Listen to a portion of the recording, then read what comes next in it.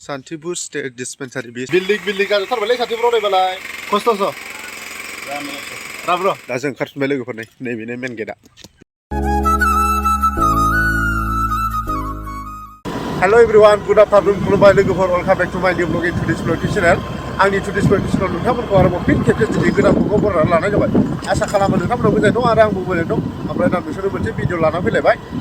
आं दा मोनसे जायगायाव थांगासिनो आरोखि नोंथांमोना नायलांबाय थाबासो मिथिगोन बबे जायगायाव थांदों अब्ला नायलांदो लोगोफोर जोबजासे ओमफ्राय दा नै लोगोफोर नैबे लामाखौ मोनफैफिनलायबाय सब समाय आंना ब्लगाव बे लामायासो थांलाय फैलाय माने जेबोथ' गोजान गोजान जायगायाव थांनो हाया नालाय लोगोफोर ओमफ्राय दा बे लामाजों आं बांसिन थांलाय फैलाय खालामो नालाय ओंखायनो बे लामाखौ नोंसोर नुबाय थागोन आरो लोगोफोर बे दालांखौ नै दाख्लैनि भिडिअबो दंमोन दा नै दिनै नुफिनलायबाय लोगोफोर अब्ला नायलांबाथाय लोगोफोर अबाव थाङो आं ओमफ्राय नै मालाय दा थेला बोनाया बाजारनिफ्राय थेला बोदों नैबाव दखान दं मोनसे फिसानो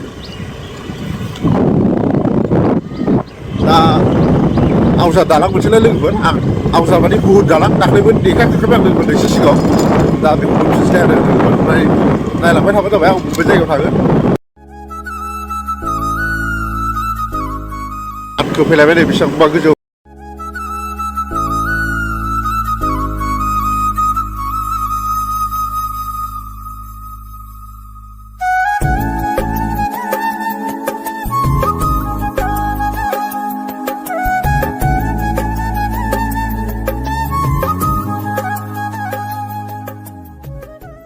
सौफैलायबाय नै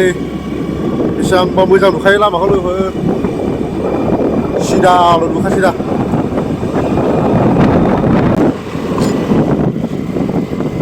बिराद खुरख'नाय लोगोफोर दैज्लाङाव बिराद गाज्रि जाबाय थायो बेयाव लामाया मालाय फाथो खुबैजोब्बाय दे बेयाव गैया दाबो खुबैनो मोनाखै एसे खुबैनांगौ दं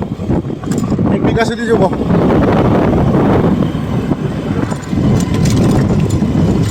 नैबे 1 माससोनि उनाव दुब्लिफ्रा एवनाय जाजोबसिगोनलाय लोगोफोर दाथ' माइ गायनाय बोथोर फैगासिनो ना एवजेनहांसै एबार बैसागुबो गायखाबाय बे बैसागआ जोबखायबाय बैसागु रंजानायफ्राबो जोबखाबाय नालाय दुब्लियाव हुरुनसिगोन आरो दाथ' मोसौखौथ' हुरोला ट्रेक्टर बाहायजोबसै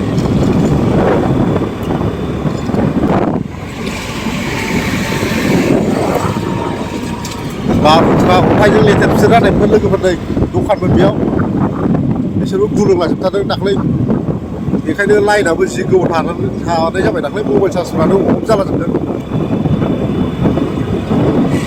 ओरैबायदि दंफां गुलुंखादों ओमफ्राय लाइनाव होसिनबाय बेसेबांबा गिदिरखालाय नै बावबो जि गाज्रि जाबाय लामाया गाज्रि जाबाय बेयाव जों दा साहा दावखोगासिनो लोगोफोर बे लामाजों थांबाय थाबानो भुटान हादरखौ मोनहैयो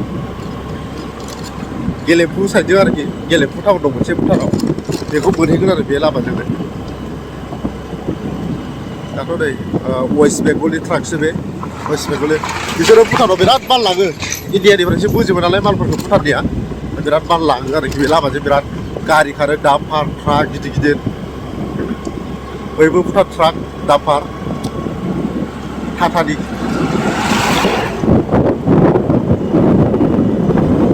बिराद गिदिर जायो बे लामाजों एखमबा दा लामाखौ हा खोयै खोयै समान खालामहोगासिनो ओमफ्राय नै बेजों समान खालामो रलार BMT डाबल जेराव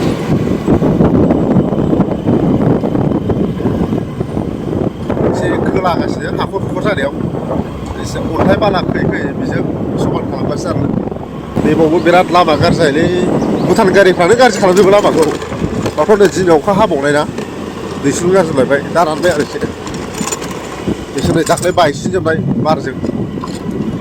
बिराद लामा सान्तिपुर होननाय जायगा मोनथारसै आरो मोनबायानो एरिया ओमफ्राय बाजारखौ मोनथारसै बारा गोबाव गैला 2 मिनिटसोल'सै बेनिफ्राय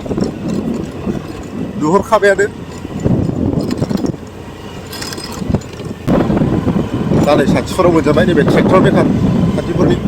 दा सान्तिपुर बाजाराव हाबजोबबाय आरो लोगोफोर नैजों एसे सिरिथार दा सानसु नालाय दा एसे जागोन फुङाव बेलासियाव जायो आरो मानसिया दा नै बारा गैया ओंखाम जानाय टाइम नालाय दा सान्तिपुर मोनजेनबाय हाबलांसै साहा दा नै हाबफैजेनबाय सान्तिपुराव जों फैनाय जायगायाव सान्तिपुर जायगा आरोखि हस्पिटालाव फैदों आरो जों लोगोफोर एसे देहा नायजानो थाखाय दा नेबाव दोनसै गारिखौ नैबेनो जाबाय सान्तिपुर हस्पिटाल सान्तिपुर स्टेट डिस्पेन्सारि बे चिरां डिस्ट्रिक्टनि सिङाव थानाय आरोखि लोगोफोर जों सिङाव हाबफैबाय हस्पिटाल सिङाव जों दा बेनिफ्राय ओंखारफिनबाय लोगोफोर माने जों फैनाय खामानिया जायासै माने जों डक्टरखौ लोगो मोनफैयासै आरोखि जोंबो एसे लेट जाना फैबायना नैबे जाबाय सान्तिपुर स्टेट डिस्पेन्सारि हस्पिटाल आरोखि लोगोफोर बियो ओमफ्राय दा जों बेनिफ्राय थांफिनसै अब्ला नायलांथ'दोलाय लोगोफोर दा जों ओंखारफिनबाय लोगोफोर नैबेनो मेन गेटआ बेयाव हाबनाय चिरां डिस्ट्रिक्टनि सिङाव थानाय बेयो सान्तिपुर स्टेट डिस्पेन्सारि हस्पिटाल जोंनि जायगानि गंसेल' नायल'जाल' हस्पिटाल रुनिखाता होननाय जायगायावबो दं आरोखि लोगोफोर मोनसे बे जाबाय सान्तिपुरनि सा एरिया गोलैबाय बेहा बेनो मेन गेट जों दा बेजों खालामसै ओमफ्राय बैथिं गोथां नुहुरनाया जाबाय सान्तिपुर रुनिखाता समा बैसुमति मोनसे बियो कपारेटिभ आरोखि समा बैसुमतिनि बेयावनो बेनि अपोजिटै ओरै सोनाबजों डिस्पेन्सारि हस्पिटाल थाबाय ओमफ्राय सानजाजों समा बैसुमति माबा अफिस थाबाय आरोखि ओमफ्राय लोगोफोरनि बाव खानाय सिनजानो हाबबाय आरो बियो जों दा खानाय सिनजालांगोनसो सान्तिपुरनि भिउ बियो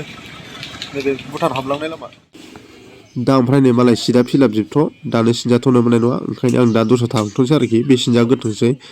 ओमफ्राय दा नै आं सासे मानसिनि दखानाव थाफैथ'लायबाय सासे लोगोनि दखानाव दा नै कारेन्ट गैयैनि नैबेबायदि बाहायनांबाय लोगोफोर दखानावसो दंफैया मोनसे दखानाव नैबे बिथांनि दखानाव दङ भिडिअ' फैसैब्रा सान्तिपुर बिल्डिं जाजोबथारबायलै सान्तिपुराव नायबालाय नैबे दखानाव दं आं दखानसेयाव नैबे बिथांनियाव खस्थ'सो राब्र' भुटान गारि थांलाय फैलायथार ओमफ्राय दे नांगौबा सान्तिपुराव लांनो हागोन लांफैनो हागोन बुस खालामबालायबावसो साउन्ड सिस्टेमफ्रा ओमफ्राय दा बैयानिफ्राय लाइन गैया नालाय 12 घन्टा फैगासो ओमफ्राय दा दै बुस्थुखौ बाहायनांगौ हन्डा पेट्रलनि हेलौ लोगोफोर दा नै मोनाबिलि जाबाय ओमफ्राय आंबो दुगैखांबाय ओमफ्राय दहायथ' आं मोनसे जायगायाव थांनानै फैबाय नोंथांमोनहा नुबाय अबे जायगायाव थांदों आं मोनसे सान्तिपुर होननाय जायगायाव थांदोंमोन माने जोंनि जायगानि सान्तिपुर होननाय जायगायाव ओमफ्राय दा बेयाव थांनानै फैखांबाय ओमफ्राय दा समाबो मोनाबिलि जाबाय दुगैखांबायबो ओमफ्राय दा नोंथांमोनखौ आं आसा खालामो नोंथांमोनहाबो गुबुनफोरखौ सापर्ट होनाय बायदि आंनि टु डिसप्ले इउटुब चेनेलखौबो सापर्ट होगोन मानोना गासिबो बर'जों बर' सापर्ट होलायनांगौ जाहाथे गुबुनफोरखौ सापर्ट होनानै गुबुननि चेनेला जौगानाय बायदि आंनि चेनेलाबो जौगालांनो हायो आंनि टु डिसप्ले इउटुब चेनेलाबो जौगालांनो हायो आरो लोगोफोर ओमफ्राय दा नोंथांमोना बिदिनो गोदान ब्लग फैबा नायलांबाय थाबानो जाबाय आंबो हाजासे मानिखौ मोजां हगारनो नाजागोन माने इसिबां एक्सपार्ट नङाबाबो दाथ' एक्सपार्टआ नङायानो जाहैबाय नोंथांमोननि सापर्ट मोनोबा साबसिन खालामलांनो नाजागोन आरो माने गोसोआव बोलो फैगोन ओमफ्राय दा नै ज' साहा लोंलायबाय न'आव नोंबो लोंफैदों नोंथ' दस्रानि मानसिलै जेन'बा लोंफैयो दा नै लेरे थेरेजों साहा लोंग्राफ्रा नैबे आबै ओमफ्राय नैबाव आं लोंदों स्कुटियाव दोननानै नै देलाय आंना बावसो साहाया गाइखेर साहा बुरि दा लोंगोनसै लोगोफोर नोंथांमोना लुगैना ने जोंनि गाइखेर साहाखौ नै आखायाव हमबावलासो मानि फालोलाय माथो एफाग्राब हगारबाबो भिउबो जाया साबसक्राइबाबो बाराया लोगोफोर ओंखायनो एखमबा बालायलाङोबो थेवबाबो बेफोरखौ बानायखौ दोनथ'नानैबो आं माने आं साननायनि फारसे दावगालांनो थाखाय आं दैलि ब्लग हगारनाय जायो आरो लोगोफोर दैलि हायाबो एखमबा साननै सानथामनि गेजेराव मोनसे एखमबा माब्लाबा सप्तासे गाहामबो थायो ओमफ्राय जायखिया हानायमानिखौ नाजागोन सम मोननायाव बानायनो नोंथांमोना सापर्ट होलांबाय थाबानो जाबाय लोगोफोर अब्ला दिनैनि भिडिअखौ बेखिनियावनो दोनथ'नाय जाबाय लोगोफोर नोंथांमोना जायफोर आंनि भिडिअखौ नायनानै मोजां मोनदों लाइक खालामदो आरो माबाफोर बुंनो गोनां दंबा कमेन्ट खालामदो लोगोसे भिडिअखौबो शेयार खालामनानै होदो आरो आंनि टु डिसप्ले इउटुब चेनेलखौबो साबसक्राइब खालामनानै होलांदो लोगोफोर अब्ला गोजोनथोंसै लोगोफोर